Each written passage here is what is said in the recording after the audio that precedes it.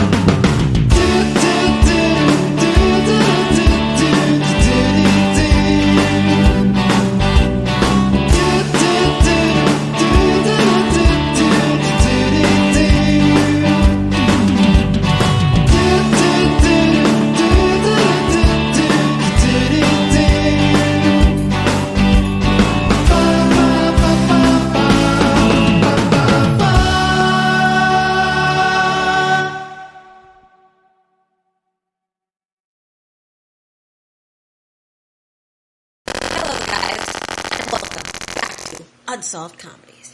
As always, I am your host, Keizaya, and we have a bloody man at Bojangles.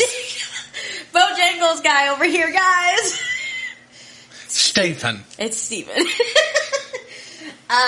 So, if you guys caught the last episode, we recorded for a super long time unintentionally, and we're now cutting the episode in half. Yay! So, when we left off, we had just gotten done talking about Regina Meeks and the parents reporting their children missing. And now, we're going to start talking about Terry Hobbs. So, after I've told you everything that I've told you about Terry Hobbs, I know that they haven't listened to it, but what do you think about Terry Hobbs? Just real quick. He seems like a douchebag. I love how you said that. I don't know. but let's let the listeners. Oh yeah, you guys need to decide for us. Opinion.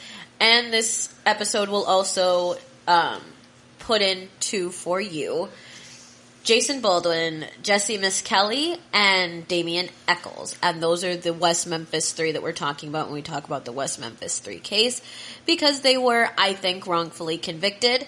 So you'll get some background in them, and we'll let you guys get right into it.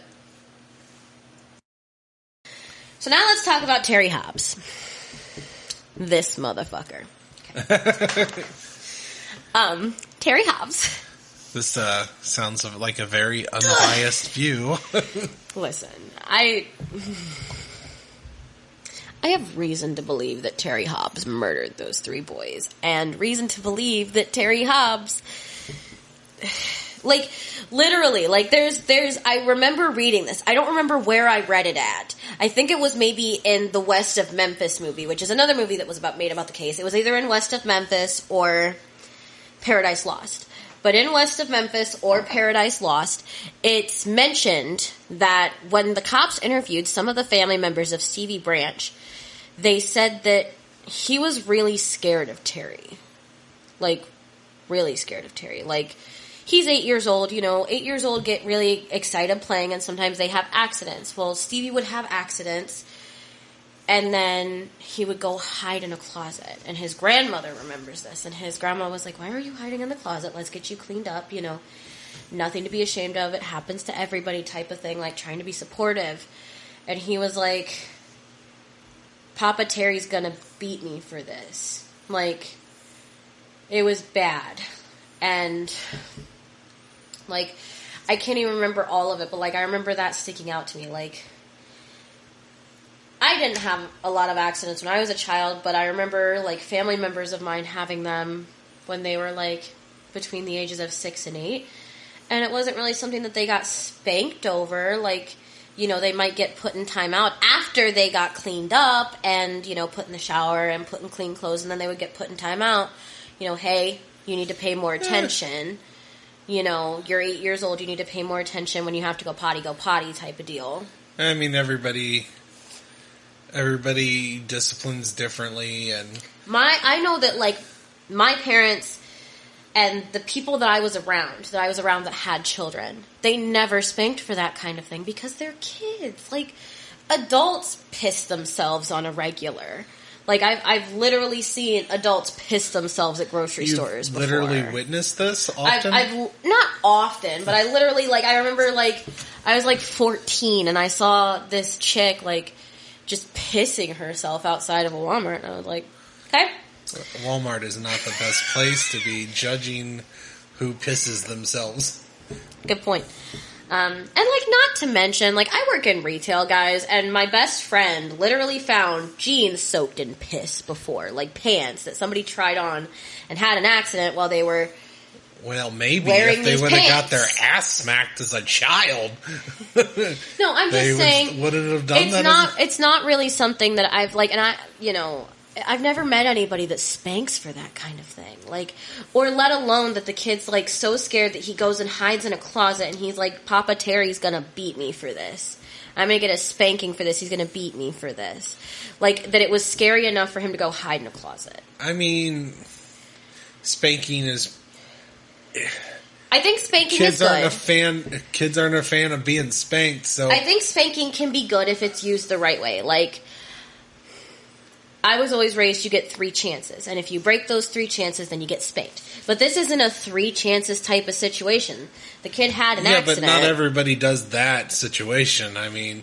Did you... Okay, you have 3 kids, 2 of which are completely potty trained. Did you ever spank either of your 2 children for having accidents? Is that ever something that you did? No, I didn't, but I'm not that type of parent. It's not something common, is what I'm saying. And, like, the way that the family spoke about Terry Hobbs was that Stevie was very afraid of him. Like, Terry called Stevie frog legs. I don't have any proof of this. This came from Stephanie's video. But he called Stevie frog legs. Like, who calls their stepson frog legs? Like, that's not a very endearing I don't term. really understand the nickname. I'm sure there was a reason he called him that. I don't know. To me, like... Maybe he jumped around a lot. I don't know. I don't know. He was, jump around. Jump around. Nope, maybe? No, I'm just checking. Okay. Like I said, I don't know. I get off vibes from Terry Hobbs, and like I said, I have reason to believe that he murdered these boys, so I'm not very... I mean, this is the first time I've heard this story in this case, so... This is information that we'll probably get in the next episode, and the next episode will have the court case and the aftermath. You guys are getting 2 episodes this week. You guys are hella spoiled. How do y'all feel? But Terry Hobbs was never questioned. He was never looked at. He was never asked for DNA, and he was never asked for an alibi. The other 2 fathers were. And Terry Hobbs, who is the only stepfather, like, he's literally a stepfather. He's not like Chris Byers' father, who literally raised him from a baby. Like, he knew his dad, and he would go around his dad. That's why he called Terry Papa Terry, because he already had a dad type situation. I mean, I was a stepfather. Why you gotta be like that? No, I'm just saying he was a bad stepfather. That's what I'm saying, is that he was a bad stepfather. There's a reason I call John Mark Byers Chris's father, and then make the distinction that Terry Hobbs was Stevie's stepfather. See, I feel because they behaved extremely differently. Terry didn't raise Stevie like he was his own. He treated Stevie like shit. Like, according to Pam, he would get really jealous. Like, he honestly reminds me of whoever the fuck that guy was that killed Patrice. That guy. Allegedly. I'm sorry. Allegedly killed Patrice. You just really have a problem with bad parenting. I do. You were a bad parent. I automatically assume you murdered this person. Well, here's the thing. He would get jealous because Pam would, like, if Stevie got scared in the middle of the night, Pam would go lay with him and, like, or she would lay in bed with him or let him snuggle her or whatever. Typical things for a little boy to do. Like, my cousin was, like, 16 to 18 and was still, like, laying up on his mom. I was like, fucking mama's boy, and he was like, yeah, what the fuck ever. Like, that's more common than you think. I know Not it is. saying it's right, but yeah. I don't believe in being jealous of a child. Because the attention that the child is getting and the attention that you want are 2 completely different types of attention. Just because you don't believe in it doesn't mean it's not. I just think it's wrong. I think it's wrong. You can think it's wrong. That's fine. think it's wrong. And we're not going to start this argument, guys, because if we do, we'll argue for the next hour and a half. I'm not saying it's not wrong, but I'm saying it's common. It's common, but it's wrong. It's not exactly something that doesn't happen. Whenever there's a missing persons case or a murder, and I hear that, it's a red flag. Like, I'm sorry, but it's a red flag. Anyway, Terry Hobbs says that he looks for Stevie after dropping Pam off at work. And his alibi is for a man. His only alibi is a man named David Jacoby, who I'll just call Jacoby from now on because it's easier. The David. Terry and Jacoby worked together. Terry was like an ice cream repairman. I really don't know what the deal was. He went to work very early in the morning and came home early in the afternoon. So Terry drops Pam off at work. First shift. Yeah. Well, Terry drops Pam off at work and goes to Jacoby's house.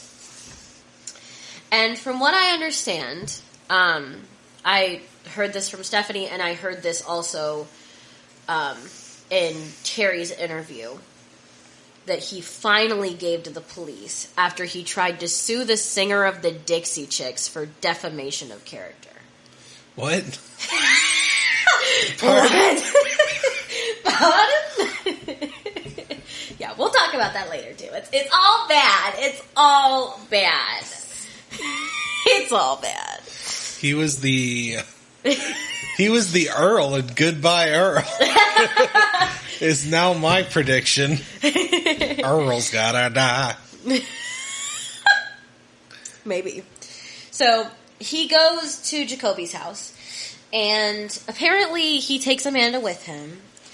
And according to Terry, I did watch, like I said, I watched Stephanie's video, and she gives David Jacoby's statement as well, and they're different. So I'm going to tell you both of them. And then you tell me who you think is lying. So David Jacoby's statement is that between 5 and 6, Terry shows up with Amanda, and they play guitar for like an hour. Like, they play guitar for a while. Terry's trying to learn this new song, and it was a deal. They played guitar for like an hour. And I don't know about you, but like, if my stepson's missing, I'm not going to play guitar with somebody for an hour. I'm going to be freaking out. Did he know that his stepson was missing at this time? At this point,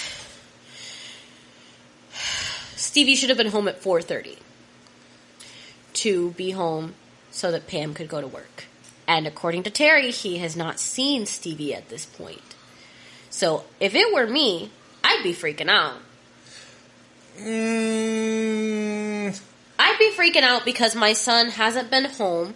He was told. What time was this? This was. He says between 5 and 6. I'm going to say more towards 6 because he did have to drop Pam off at work first. So, and the kids were supposed to be back by 4:30. I mean, kids are late. Kids are late. Kids are little shits. At this point, like, sometimes. So let's say that, yeah, you're right. He's late. But Terry shows up, like, John Mark Byers had a and this is where I say that I see a distinction. John Mark Byers and Dana Moore were ready to report their kids missing as soon as they realized that their kids weren't just late, because they had a time that they were supposed to come home. Yeah, but... So within an hour of the kids not being home at that time, like, Pam was freaking out. Pam, before she went to work, was freaking out that Stevie wasn't home and that he couldn't be found, because apparently he was good about being home on time. Do I think that Stevie was murdered before Pam went to work? No, I think Stevie was... Let's not talk about theories yet. Let's not talk about theories yet. I'm not going to tell you what I think. It's suspicious. That's all. Little sus. I'm just pointing out just a little bit there that you're just playing devil's advocate, and I get it. It's not. Well, yeah, I guess I am, but when it comes to that, kids are late, and some people freak out right away. But some people realize that sometimes kids are doing shit. This is towards 6 o'clock. And he also lied to police. We'll talk about that, too. I'm going to give you Jacoby's statement first. Well, I'm going in blind. I don't know what all he's done later. I know. So he plays guitar with David for about an hour and doesn't mention Stevie at all until David Jacoby says, "Hey, where's Stevie? Normally when you come over like this, Stevie's with you. Where's Stevie?" And he's like, "Oh yeah, my son's been missing since like 4:30. Maybe I should go out and look for him." That's what he says. Maybe I should go out and look for him. So he leaves Amanda with David Jacoby, and he goes out and drives around, or he goes home to check if Stevie's there, and he's not there. So he comes back, and he's like, "Stevie's not at home. Can you come out and, like, drive around with me or walk around with me to look for Stevie?" And Jacoby's like, "Yeah, sure, of course. Like, why wouldn't I?" So he goes out, and they drive around, I think, for, like, it was a really short time. It was between 15 and 45 minutes. It was not long. They drive around for this short period of time, and then Terry's like, "Hey, I'm going to go home and change. You go, and I'll drop you off at home, and you go change, and then we'll search the woods, right?" According to David Jacoby, he took Amanda with him when he left that night to go change, and he never came back. Never came back. Jacoby ended up going out to the woods to look for Stevie himself because he was concerned.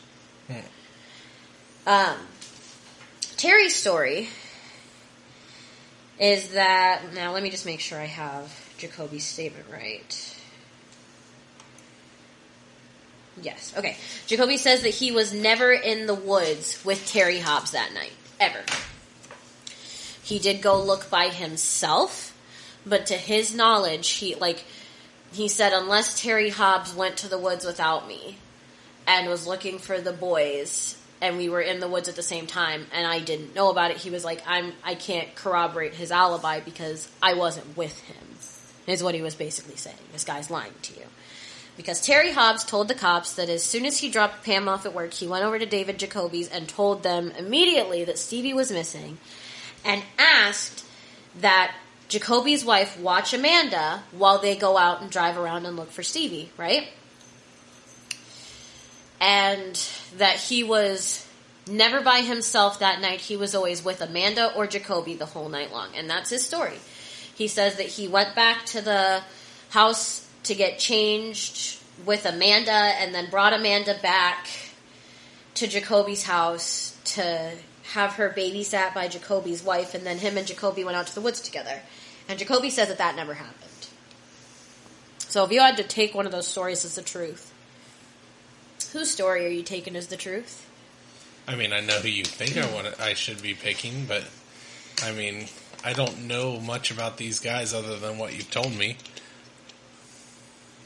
But well, and keep in mind that this alibi isn't given until like years later. Like, this happened in 93, and this alibi wasn't given until like the 2000s, when the cops finally realized that they had never really questioned Terry and he could really be a suspect. So this alibi was given like at a crazy weird time, and Jacoby was like, "I don't know what this guy told you, but it's bullshit. This is what happened." It's weird that they didn't really question him right off the bat, because everybody goes after the fathers or the... They questioned the other two fathers, and in fact, John Mark Byers was the focus of the second Paradise Lost movie, and I think like half of the first Paradise Lost movie as the guy who actually did it. And then at some point, John Mark Byers like looked into the information on Terry Hobbs and talked to Pam Hobbs some more, and like actually spoke to Damien. Like, I don't know if he went to go see him in jail or if he called him or wrote letters to him. I really don't know. But at some point he spoke to Damien and decided that, and Damien apologized for accusing him. He was like, "We did the same thing to you that they did to us, and it was wrong," and they apologized. And Chris Byers' father, John Mark Byers, to this day believes that Damien is innocent, and that Jason Baldwin and Jesse Miss Kelly are innocent, and that Terry Hobbs killed his son. Which one was Damien? Damien, we'll talk a little bit more about Damien, but Damien is the one that ended up on death row. Yeah, I know. Who is he to these kids? Nobody. Fucking nobody. Well, you're talking about a guy that you haven't explained yet. He's one of the convicted, one of the 3 wrongfully convicted men. Like I said, he's nothing to these boys. Like, I can't even explain it to you. Like, it's so weird. That's why I said I'm doing it in 2 separate parts. We're talking about the boys, and then we're going to talk about the wrongfully convicted people. Well, I know, but you're saying names and not explaining who these names are. I'm saying these names so that when I mention Damien and explain who Damien is and explain who James and Jesse are, I want you to start connecting the dots when I'm talking about them later. So I'm just putting these ideas in your head, that's all.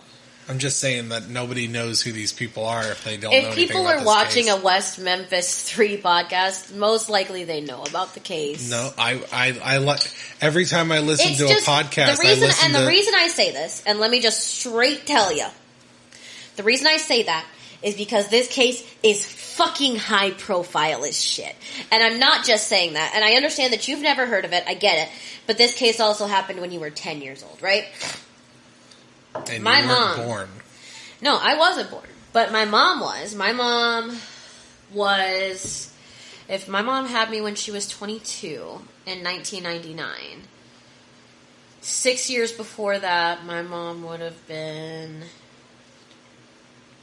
16, 17, yeah. And she said that she remembers the case vividly. I called her when I was doing research for this case, and because she doesn't watch or listen to our podcast, but she's always wondering what our next case is. And she was like, hey, what's your case for this week? And I was like, it's the West Memphis 3 case. And she was like, that case is total fucking bullshit. And I was like, you know about this case? And she was like, fuck yeah, I know about this case. They did the same thing to those boys that they had been doing. And I'm going to put some race in here a little bit. Sorry. But my mom's a black woman. And she said they did the same thing to those 3 boys because they were boys at the time. The youngest one was 16 and the oldest one was 18.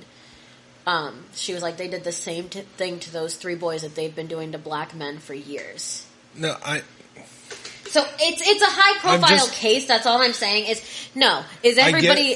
that it's a high profile case, but if we're going to do a story on our podcast to something that I get what you're saying. To assume I get that what you're no saying. one's listened to it. I get or what knows you're this. saying, but the reason that I'm doing this the way that I'm doing this is so that you and the people at home can connect the dots when they hear the name later. When I say, now we're going to talk about Damien Eccles, they're like, Damien, I heard that name earlier. Let's listen to what this guy is and what has happened to this man. And then we can connect it to what I heard about him earlier. That's the way I like to listen to podcasts. I don't know if you guys like to listen to podcasts that way, but that's the way I like to listen to podcasts, is to have little bits and pieces that I can connect on my own later. It makes me feel like a little investigator, and I'm like, it's fun. I like it. All right. If you guys don't like it, feel free to tell me on our Instagram page. I just was assuming it was one of the kids' dads or something, and I didn't know. I gave you all the names of the kids' dads. Yeah, I didn't remember. That's why I asked you who Damien was. No. So, there's lots of people searching at this time. I never finished Terry Hobbs' statement, did I? Terry Hobbs... Oh, yeah, I did finish his statement. He claims to be with either his young daughter, Amanda, who later on, Amanda accuses him of sexual abuse. Oh. This story just got so great, much right? better. So, this guy, bad guy. Terry Hobbs, bad guy. Hate him. Heard. Hate him. Like, literally. And, we'll talk more about it a little bit later, but this guy literally sued the lead singer of the Dixie Chicks because she supported the West Memphis 3. And when people talk about the West Memphis 3, they're talking about the wrongfully convicted boys. So she was in support of the West Memphis 3. And she said, I think that Terry Hobbs did it because he was never formally interviewed and we don't have any proof that he didn't do it, right? She said something like that. And Terry Hobbs sued her. He was like, I'm going to sue the singer of the Dixie Chicks. And he sued her. And then lost the case and had to pay her fucking lawyer fees. Can you imagine how expensive the singer of the Dixie Chicks lawyer fees are? Yeah. Like, I bet you that had to hurt. That had to sting. I mean, if you're claiming to be innocent, I would be pretty upset if someone was accusing me of murdering these 3 8-year-old boys. But he's not innocent. Allegedly. Allegedly. So there's lots of people searching in Robin Hood Hills, but there is no police presence. And I mentioned this before. Bad police work. The police dropped the fucking ball on this one. Like, everybody wants to blame the West Memphis 3, the wrongfully convicted boys. What about the police? The police that did a horrible fucking job at their job. Literally, and here in Ohio, which is where we're at right now, in Ohio, if a kid goes missing, there's search and rescue, police presence at the search and rescue, and then on top of that, they issue an Amber Alert and an APB right away if they have a car. None of those things happened. And this was in the 90s, and I believe, if I'm not wrong, sometime in the 80s, there was a law passed that called the Johnny Gosh law or something like that, where you didn't have to wait 24 hours to report your child missing. So they should have jumped on this like it was a real missing child, but they didn't. They dropped the ball. They're assholes. Bad cops. And like I said, I don't know. I'll give cops credit where credit's due, and I will give cops credit later on in this story, but I feel like the cops on this initial first day could have done more. Like Regina Meeks. Fucking Regina Meeks. Done. So there's no police presence except for a couple of cops that John Mark Byers was out looking in the woods with all these people, right? And he never saw Terry Hobbs either, so it's not like Terry Hobbs was just out looking in the woods by himself. There was a whole presence of people, right? And John Mark Byers says he never saw Terry Hobbs. So John Mark Byers is out looking for his son. And the only cops that are there are a couple of cops that asked John Mark Byers what he was doing. And he was like, I'm looking for my son.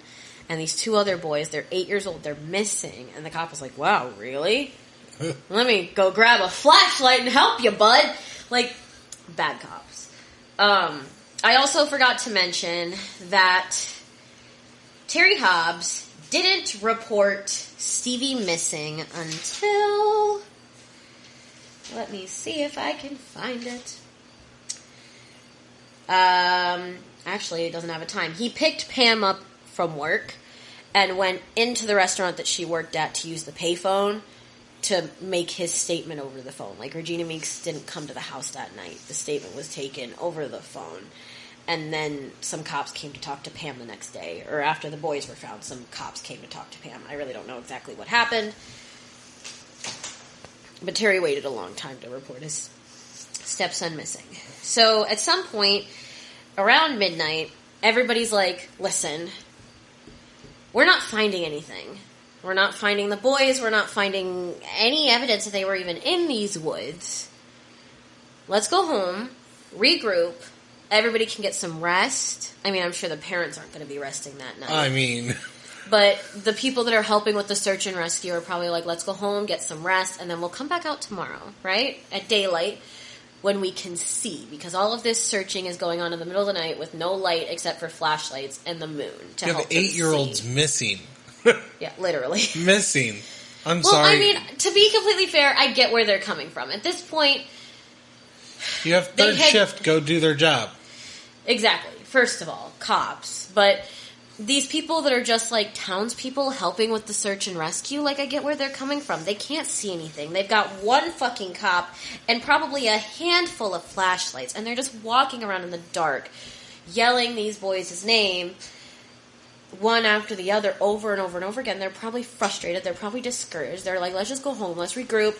We'll come back out tomorrow, right? We'll come back out tomorrow. And they do. Everybody goes home, gets some rest, right? The next morning, Gary Gitchell, who we'll talk a little bit more about later, asshole, fucking asshole, he heads the case. He is in charge of the case, head detective, I think. And that's when the large search starts with actually police this time. Also, early that morning, like literally daybreak, Chris Byers' father, John Mark Byers, gets a knock on the door. He jumps out of his chair. He said he couldn't sleep that night. He literally just sat in a chair staring at the door.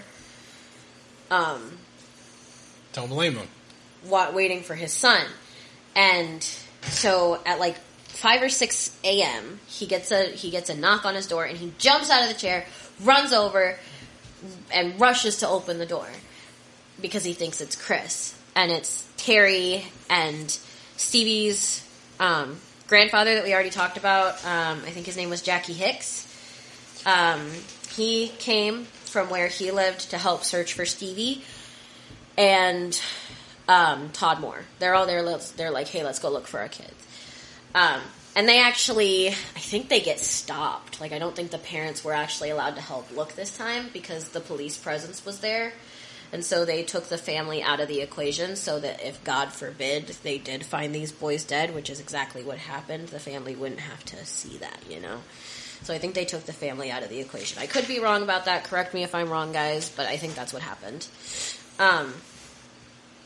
So, the boys, the first thing that sparks interest is a guy named Steve Jones. He sees a black laceless tennis shoe floating in the creek. Let me see. I really want to see if I can find a picture of Robin Hood Hills to show you.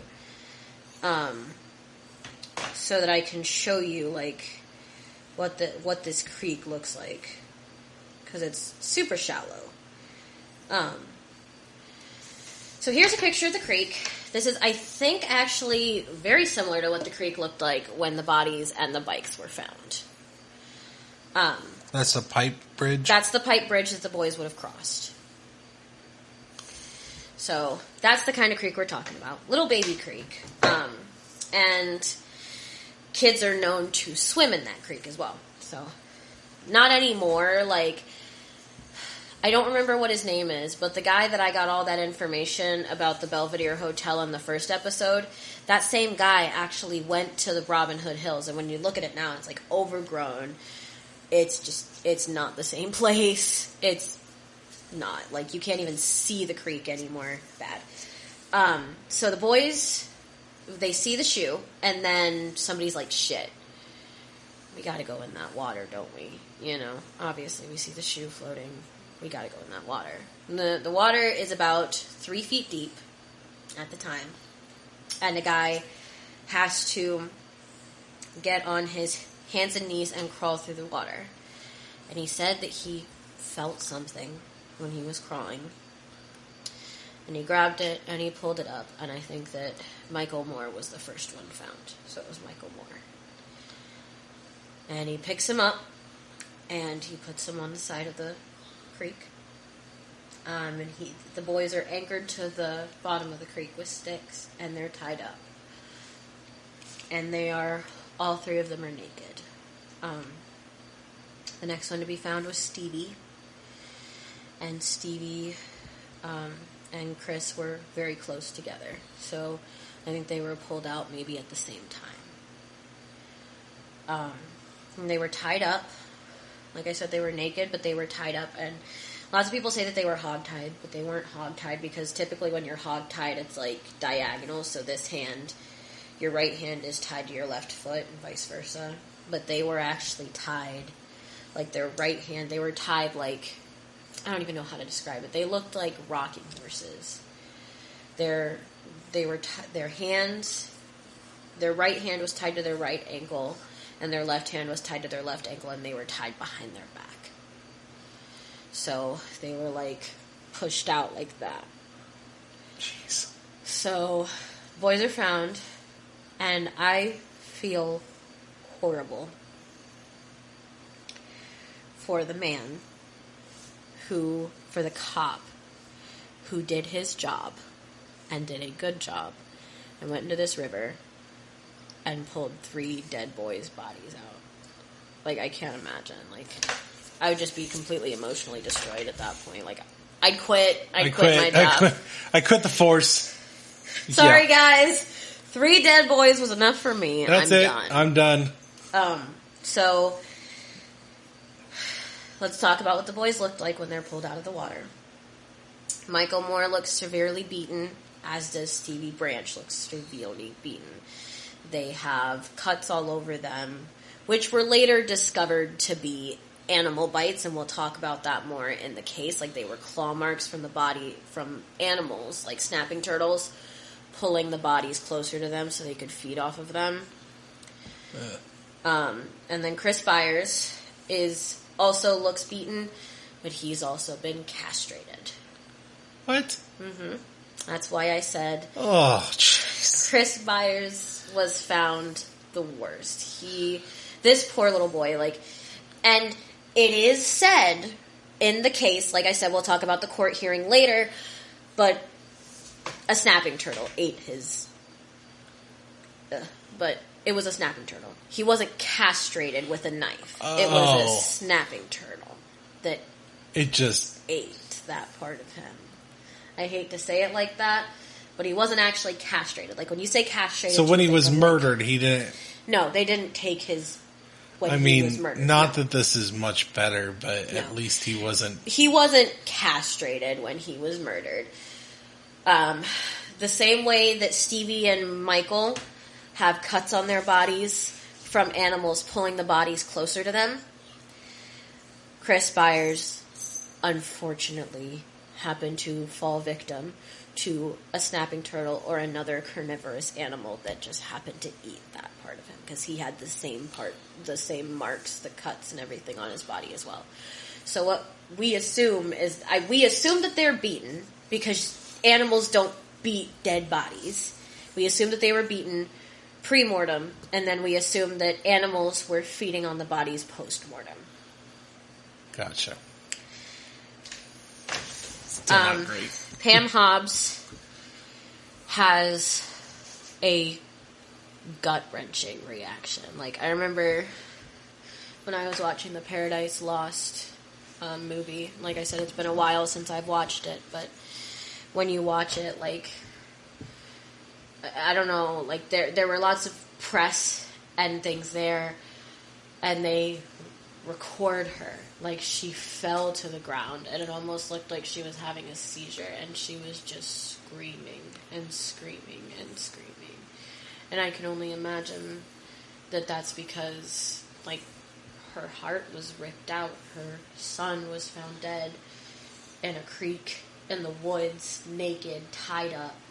You know, I just imagine that, like, that was the only sound that her body could produce at that time. And it was horrible. Like, literally, like, just the scream made me cry when I was watching the Paradise Lost episodes. Like, I cried when I saw the dead bodies, and then I kind of composed myself because they were showing you, like, the bikes that were found on either side of the pipe bridge. You know, they weren't talking about the death anymore. And then, like, you see Pam Hobbs' reaction. Like, she falls to the ground. Like, Terry Hobbs has to grab her so that she doesn't hit the ground hard. And then she, like, starts shaking and screaming, and it's awful. Hey, this is Stefan from Unsolved Comedies. So, if you have any theories on the case that we just discussed, please mention it in the comment section. And also like and subscribe my page, Dragon Blazer Productions. Right there. Right there. Just, click on that. Subscribe. There's a little thumbs up. Like it. Thank you very much.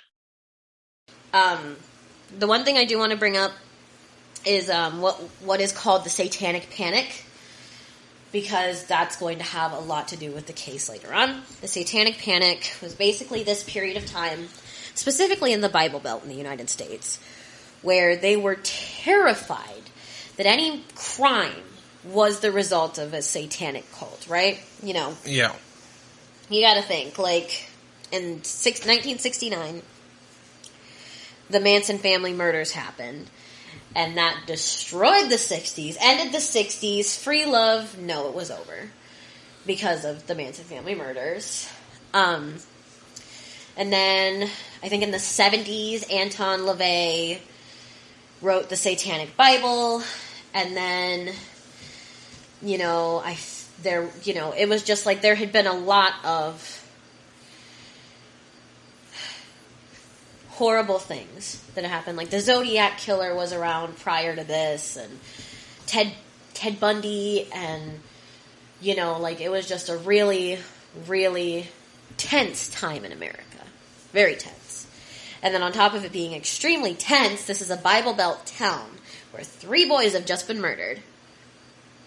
So just so we're aware, the Satanic Panic actually will have a lot of importance in this case. And then, I'm not going to talk about it now, but I do have to remember to talk about Aaron Hutcherson's police interview, because he at first testifies against the 3 boys that are convicted, and then he recants his statement later. So we'll talk about that when we actually talk about the court case, because we're going to talk about interviews later on when we talk about the court case, like the interview where there's actually confession, this interview, and then an interview with Vicky Hutcherson as well.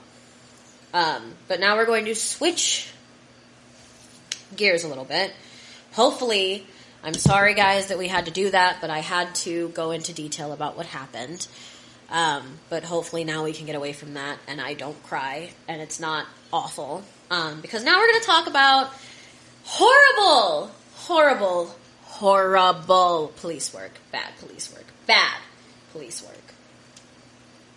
Awful. So the first person we're going to talk about is Jason Baldwin. So Jason Baldwin got on the police first knew about Jason Baldwin because he went to this, scrapyard, basically mill iron. You go out to mill iron and you can pull parts and stuff. Like a scrapyard? I'm trying to give you a first-hand... Your dad's into tractors, and you're telling me you don't know what I'm talking about when I say mill iron. Stop. I just described it as a scrapyard. But, basically, Jason and a couple of his friends were out there busting windows out of cars that were at this scrapyard, right? Fun times. So the police arrest him, and they're like, what the fuck are you doing, boy? Gets in trouble, right? And his mother works nights. It's also said that his mother had schizophrenia.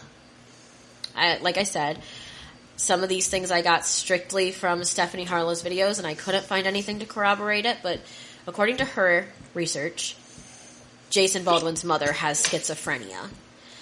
And when you look at her, it looks as if she's done drugs. And that's not a dig at her appearance, but you know what I'm saying. Her teeth are really jagged, her cheeks are really sunken, it looks like she might have had a drug problem at some point.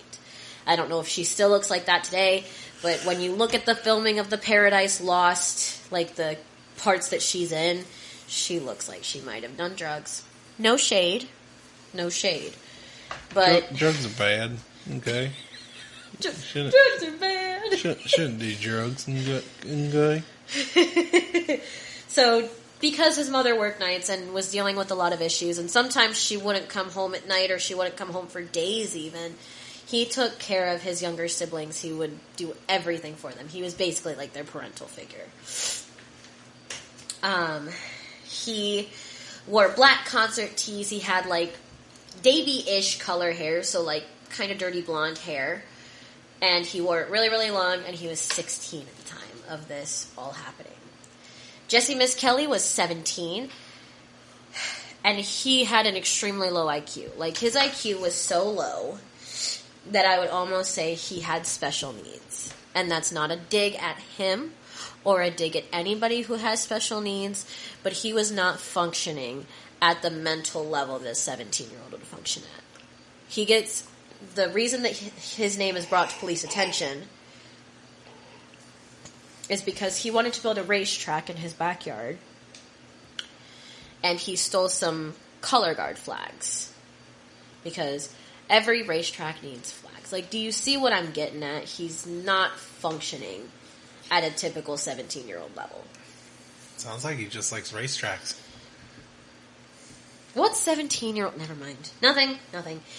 It's mentioned, and it is also, like, when you listen to him speak in the court case and stuff, he's got an extremely low IQ. Like, and maybe I shouldn't say special needs, but his IQ is extremely low. Very low. So, don't know if I want to use the word special needs. I mean, I already did, but I don't know if I want to really stick by that or if I really want to use that word. But his IQ was very, very low. And he dropped out of high school at some point. I don't know when, but he did drop out of high school. He also is very trusted with the neighborhood children. Just like Jason. So Jason and Jesse are both very trusted with the neighborhood children. Now, they did not know Stevie and Michael and Chris because they lived on the side of town that was super poor. And if you ask Damien, that's why what happened to them happened. Damien Eccles is the next person we're going to talk about. See, remember I said we're going to talk about Damien later? Damien Eccles. Uh-huh. Damien's my favorite. Your favorite? He is. There's just so much information on him, and I don't relate to him now, nor do I connect with him or what he's doing in today's world, but I can relate to a kid who wrote down Metallica quotes in a notebook and read Stephen King when it wasn't popular.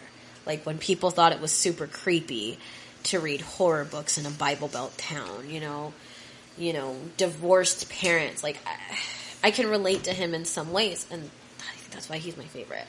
Like, I love talking about Damien. Today, in today's world, he's into, like, alchemy and, actually some, like, magic type stuff, but he has never claimed to be a Satanist or a Wiccan.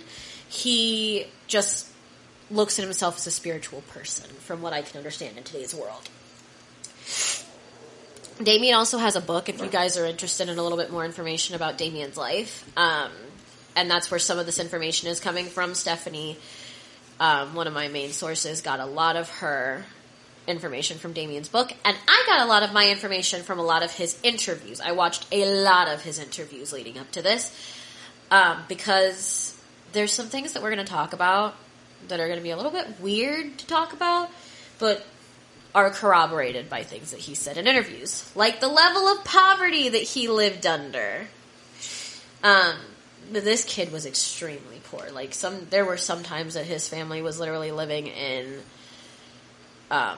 like shacks. They didn't have electricity or running water, and they would have to go like down the street to a neighbor's house to get water out of a like hose spigot and bring it home and boil it and pour it into a tub and take baths, Like that's how they did it because they were just so incredibly poor.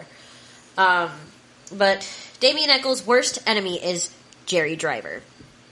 And Jerry Driver is a juvenile parole officer type deal, right? But he did change his name. His name was originally Michael. He changed his name to Damien because if you ask him, and actually he says this in the court case, I'll see if I can find the clip for the next episode.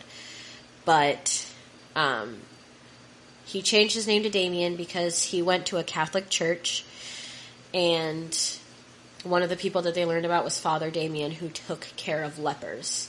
And he thought that name was super cool. He thought that the guy was super cool, so he changed his name to Damien because Damien sounded cooler than Michael. Which it does, I mean, if I was named Michael and I had the option to change my name to Damien, I'd probably change my name to Damien. Would you change your name to Damien? Probably not. Probably not. I think Damien's a cool name. I think that Damien's a really cool name. I kind of see it, let's see, the Omen, I believe. A lot of people... Devil Child was Damien. A lot of people speculated that, and he was actually asked in court, does it have anything to do with The Omen? Does it have anything to do with horror movies or Stephen King or Aleister Crowley or anything like that? Because apparently, Aleister Crowley. And knowing anything about Aleister Crowley is a reason to be considered guilty of a crime that you didn't commit. Okay. But, they were like, does it have anything to do with this movie or Aleister Crowley or Stephen King or all of these things that they thought were wrong? And he was like, no, this is what it is. Like I said, I'll find the clip. But parents divorced at a young age. The only person that he was close to was his nanny, who was his maternal grandfather or maternal grandmother. And he said that for a long time he felt like she was the only person, the only adult he could trust. Stay awake over there. But at some point his parents get divorced. And his mother remarries to a man named Jack Eccles. And Jack Eccles legally adopts Damien, and that's why Damien's name is then changed to Damien Eccles. I can't remember what his last name was originally, but that's why his name is Damien Eccles, because Jack Eccles adopted him. And Jack Eccles is extremely religious and also super abusive. This guy's a dog puncher, everybody. Like, he would be praying, I guess, like, you know how you kneel down and pray on your bed? And if the dog was, like, digging at the bed, he'd, like, punch her to knock her down off the bed. Like, this guy's a dog puncher. How do you feel about dog punchers? I never really thought about it. It was like, I didn't know people punch dogs, but apparently there's dog punchers. And he also really, really bullied Damien, but Damien doesn't have any ill will towards Jack Eccles, at least not from what I can tell from his interviews and everything. I guess he was super supportive of Damien, like, getting his ears pierced and wearing his hair long and painting his nails and letting Damien express himself, which is, I think, super cool. Because obviously his mother, he says that his mother was a drama queen. And, like, later on, we'll talk about how he gets put in some mental institutions, and Damien says that she used to, like, freak out that he was going to hurt himself. And he was like, it wasn't really concerned. She's a drama queen. She doesn't like to be bored. So if there's nothing going on, she'll make something go on. Like, I think Damien was, like, pouring Kahlua in milk so that he could take a nap or something, because he hadn't been sleeping well. And he, like, his sister caught him and was like, Damien's being sneaky in the kitchen. And his mom was on the phone and was like, I think Damien's gonna hurt himself. And Damien was like, she's fucking psycho. Like, really? But, anyway. Yeah. This is, Damien. And I don't know, maybe it's because we have more information about Damien that, like, I really like Damien as, like, I don't know. I feel like he's a character. And, like, I don't know, sometimes when I'm watching, like, really horrifying cases like this one, I try to make them not feel as real, and so I think of them as something that, like, didn't happen, but, like, an episode on, like, a TV show, and, like, if this was a TV show, Damien would be, like, my favorite character. Already decided. So Jerry Driver has it out for Damien, right? Like, he, like, I don't even know what sparks it, but he, like, questions Damien several times about the occult and, like, demons and devil worship and things that Damien doesn't know about, honestly, you know? He's like, what do you know about devil worship? And Damien's like, listen, buddy, I don't know anything, you know? So, this Jerry Driver guy, bad guy. Don't really like Jerry Driver. Damien attempts to run away, which I think is how he meets Jerry Driver. Like, he attempts to run away with his girlfriend at the time or something like that. And again, a lot of this information is information that I'm getting from Stephanie Harlow's video. And it felt like important information, but not for what we're getting at, which is why the case is unsolved, right? So, like, Damien was dating this chick, and they decided that they were going to run away. They had broken up, and then they got back together, and they were like, let's run away, right? So they run away, and they sleep in this trailer, and that's how Damien meets Jerry Driver, because they get arrested for running away, which is kind of weird. Like, I don't know if runaways get arrested on a regular basis, but, I mean, most runaways just get dropped back off at home, and they're like, fucking stay there, you know? Like, I don't know why these kids were handcuffed and taken out and put in police cruisers and shit, you know. Not normal, but whatever. But, this is when he meets Jerry Driver. And Jerry Driver's like, what do you know about devil worship? What do you know about Satanism? I know there's devil worship in West Memphis, and I think you're behind it, and you need to tell me. And Damien's like, I don't know anything. And then Jerry Driver pulls out this notebook that technically belongs to Damien's girlfriend because she was like a secret Wiccan, right? And he's like, this is your notebook. And I think he didn't really want to throw his chick under the bus, you know? Even though she breaks up with him as soon as Jerry Driver insinuates that he might be involved in devil worship. Like, she didn't know this guy better than that, whatever. But, she is like a secret Wiccan and has this notebook, and Damien's like, that's not my notebook. And Jerry Driver's like, I know it's your notebook, and you're going to tell me what you know about devil worship. So, like, poor Damien's just having a time over here. And when Damien refuses to give up any information, Damien's put into a mental hospital. Because that's what we do. When somebody doesn't give the information that we want, we put them in a mental hospital. Is that what you do when you don't get the information that you want? You put people in mental hospitals? Well, yeah, absolutely. That's always my go-to. It's like, what do you mean you don't have cream for my coffee? Hospital. Hospital. Psycho. No Sane cream asylum. for my coffee. You're going to Arkham. Arkham Asylum. Okay. Is that not what everybody does? I don't understand. Is the Joker your barista? Like, shit. Yes. So he gets sent to this mental asylum. And then because Damien's mom is apparently a fucking ray of sunshine of a woman, she lets a cop into her 18-year-old son's bedroom. She just like, the cop's like, hey, I want to look in your son's room. And she's like, okay, sure. And she just lets him in and lets him take Damien's things. Like, he takes a journal and, like, some skulls that Damien had around his room and stuff. And, like, you know, Dara's stepson loves skulls. Like, his room had, like, a skull decal on it before, like, she repainted the room. Like, it's not uncommon for teenage boys to like skulls.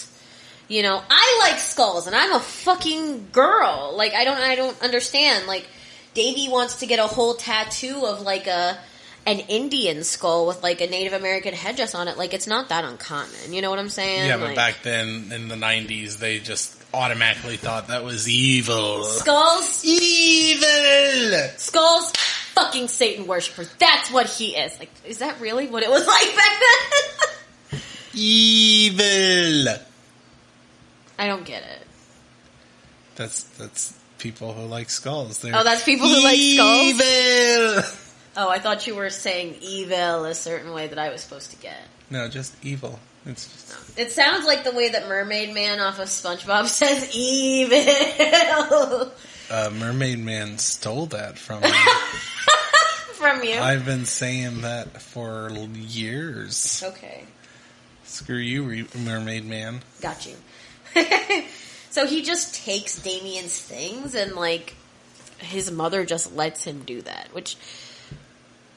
I don't know if I was a mother, if I would just let some random guy who's not even technically a cop, he's a juvenile parole officer, and he just wants to come into my son's room and take shit. Like, I don't know if I'm down for that. Like, I'm sorry, but, like, give me a warrant to go into my son's room and steal his shit. He's 18. Fuck off, you know?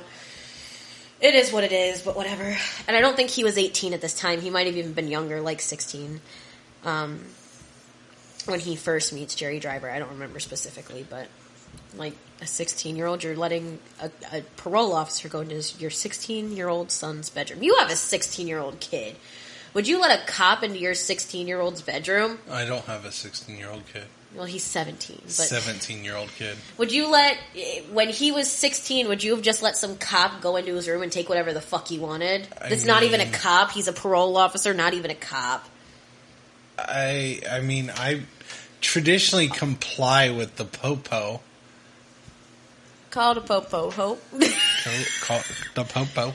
You've never seen Medea, so you don't get that reference. But there's a movie where she's like, call the popo, and she's like, if I call the cops, they'll be here in 10 minutes. And Medea's like, then that gives me 9 to whoop your ass. I was like, wow.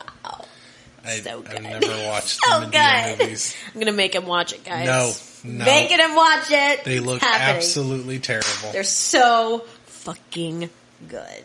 If you're not racist, they're great. They're little gold mines. So, wait. Are you implying because I don't want to watch fucking Medea, I'm racist? No, that's not what I'm saying. I'm just saying, like, if you're a racist person... The movie's full of black people. Like, there's very few white people in Medea movies. Very few. Like, if you're a racist person, you're probably going to have a hard time watching that. You know what I'm saying? Like, all the main characters are black. The protagonist is black. You know, they're all black.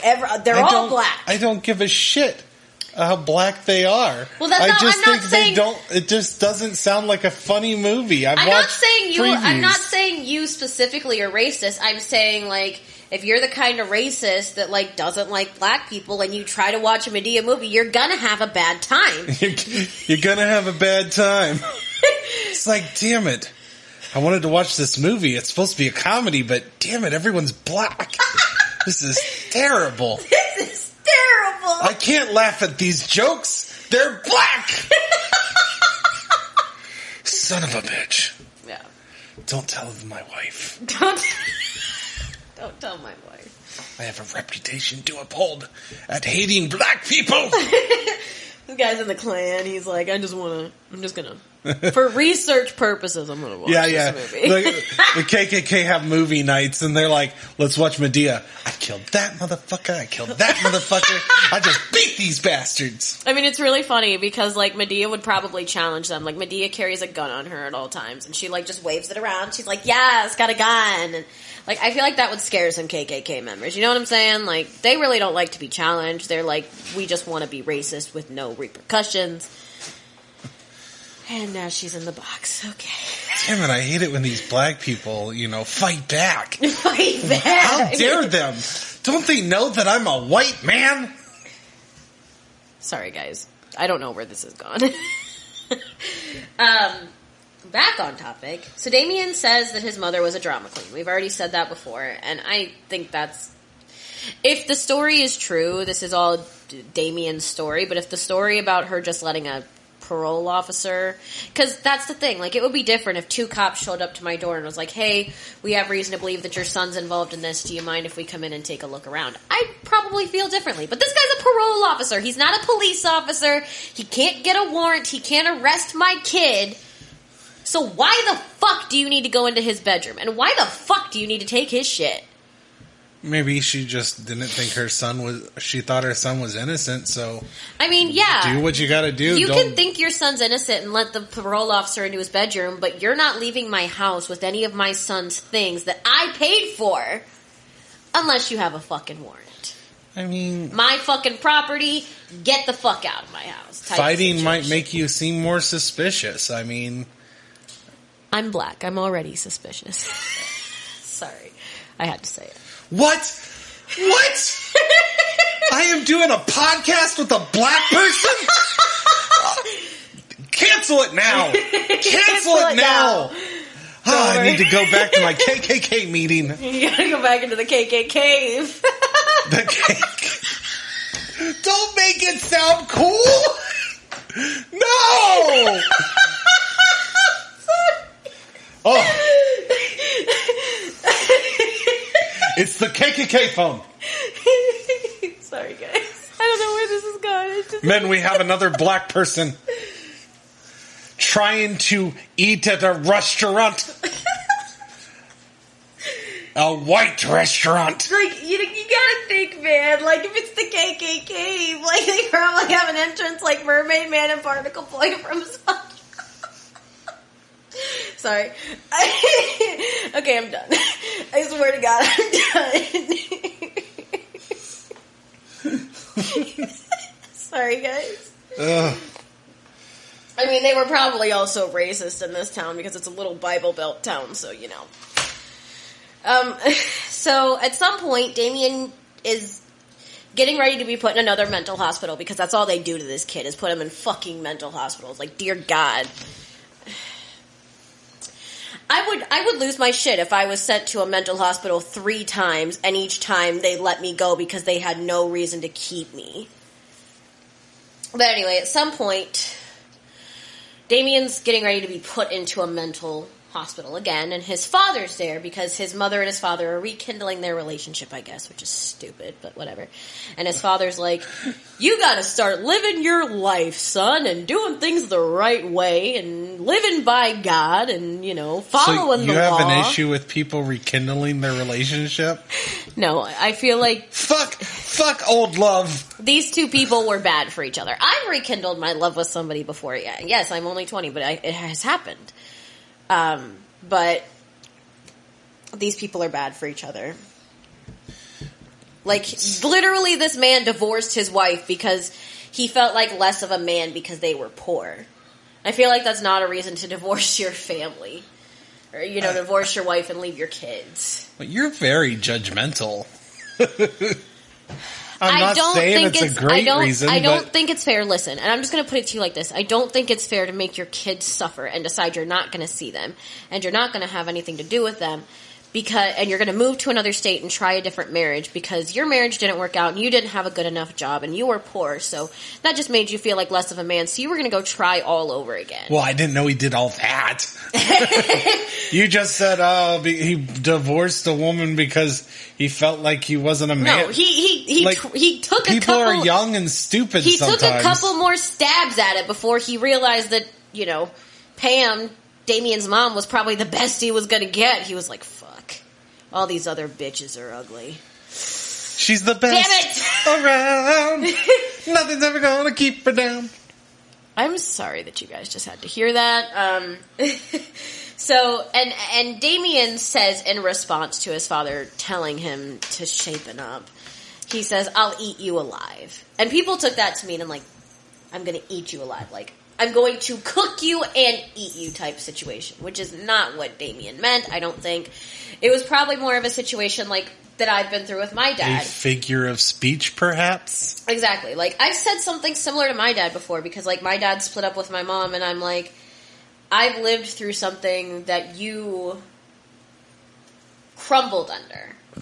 You know, I lived through my parents fighting all the time, and I have mental health issues, and I have PTSD, and I have all of these things going on, and I've lived through it, and I'm better because I pushed myself past all of this.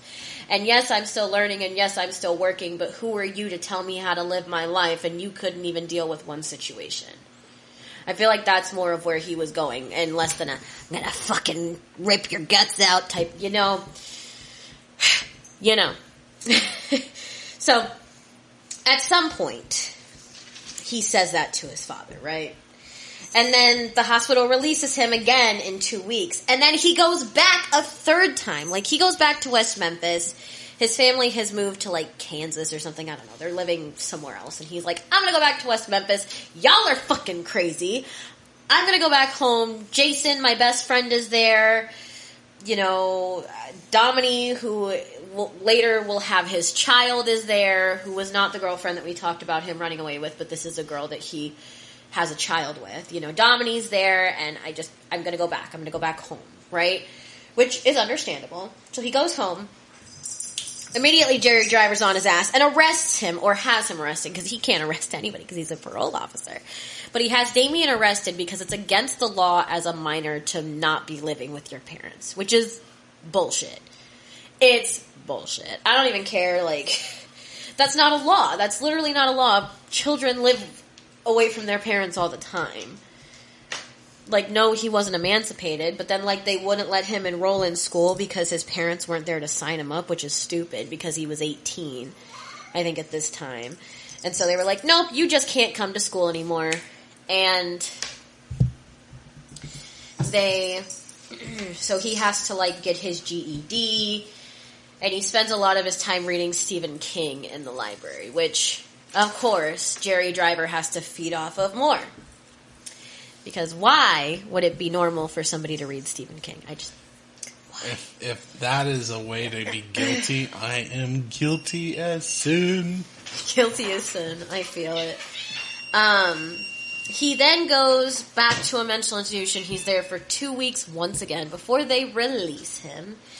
And then Jerry Driver questions him again about cults, and I think honestly that's where we're going to stop. Because everything after this is actually getting into the court case, which is what we're going to be talking about in the next episode. I really just wanted to do this episode to give you a little bit of background, and then we'll talk about the court case and the horrible fucking police work at the court case, too. So, I think we'll end it here. Okay. Is there anything that you would like to say? This is all terrible. Very terrible. It's horrendous. These poor, sweet little children. Yeah. Innocent little scamps. Innocent little scamps. Are you what? Are you an old man? You're gonna... Innocent little scams. You whippersnappers, get off my lawn. I don't need you judging me. He's old, guys. He's gonna be waving his cane at whippersnappers next. It's gonna happen. And they need to get off my damn lawn. It's happening. It's happening. All right. Well, plug your pluggables. Plug your what? Your pluggables. Oh, my pluggables. Sorry, guys. It's 2 a.m. here, and I'm really tired. So if you guys would like to give us some information that you have on the case, or if you guys would like to give us any feedback, you can always follow us on the official Unsolved Mysteries Instagram page, as well as Steven's Dragon Blazer production. Unsolved Comedies. Oh. It's unsolved_comedies. I don't know why I said that, but it's unsolved_comedies is the Instagram page. And then Steven's official Dragon Blazer production Instagram page and Facebook page.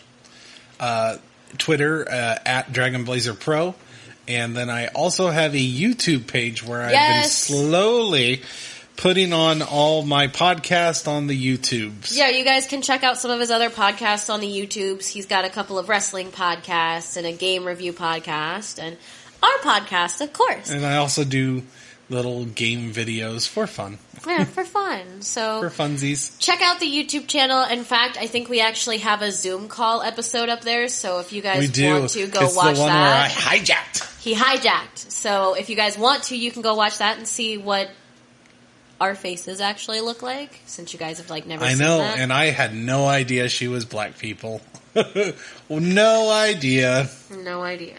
Even though I mentioned it in the Alonzo Brooks case, but he had no idea. Or, I also am literally looking at you across the table. Go back to your KKK. Get out of here.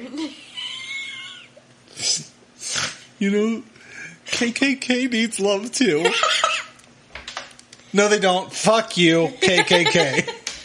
I'm sorry. If we have any KKK members, you can leave now. You know what? If we have KKK members listening, fuck you. Bye. I'm sorry. Normally I apologize when we alienate people. Not KKK members. I mean, I don't feel like we have any black people because the color of their skin. You can fuck right off. I mean, to be fair, I have said I'm black 3 times, so we've probably already alienated any They probably KKK quit members. right. My God, we've been listening to a black woman. Shut it off, kids. Shut that podcast off. She is podcasting while black. How dare her? How dare she? Fucking. Sorry, guys. The cats are more active now, so we probably actually will stop this before you guys get bombarded with cat noise. Thank you guys for listening. And don't be on the next episode of Unsolved Mysteries. Bye, guys.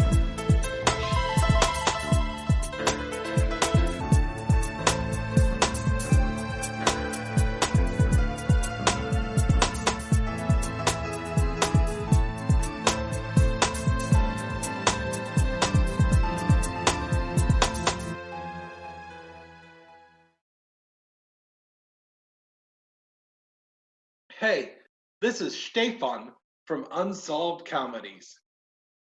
So, if you have any theories on the case that we just discussed, please mention it in the comment section. And also like and subscribe my page, Dragon Blazer Productions. Right there. Right there. Just, click on that. Subscribe. There's a little thumbs up. Like it. Thank you very much. Hey everyone, I'm Steven from many different podcasts like Drunk Like Me, Pro Wrestling Apologist, The Rage and Blaze Show, and of course, That Got Dark. So, please like and subscribe